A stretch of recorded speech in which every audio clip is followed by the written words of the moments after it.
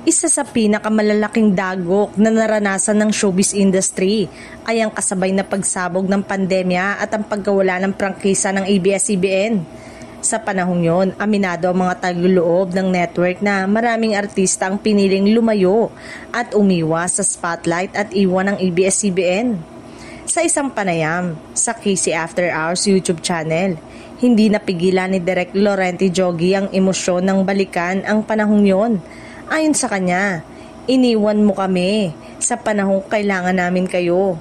Ipinapakita nito kung gaano kahirap para sa mga naiwan sa network na lumaban sa kabila ng kawalan ng suporta mula sa ilan sa kanilang tinatawag na A-list star. Ngunit sa kabila ng pagkawala ng ilan, umangat naman ang mga bagong henerasyon ng talent na buong tapang na lumalaban at sumusuporta sa ABS-CBN. Sila ang nagsisilbing haligi ng network noong halos mawala ng liwanag ang industriya. Kabilang sa mga binanggit ni Laurenti Joggy ay ang Bini, BGYO, Don Bell at sina Donnie Pangilinan at Bel Mariano, Tony Labrusca, JC Alcantara. Isa sila sa mga artistang hindi tumakbo palayo kundi humarap sa hamon. Ang kanilang katapatan at dedikasyon ang muling nagbigay ng lakas sa ABS-CBN at naging dahilan kung bakit nananatiling buhay ang tatak na kapamilya forever.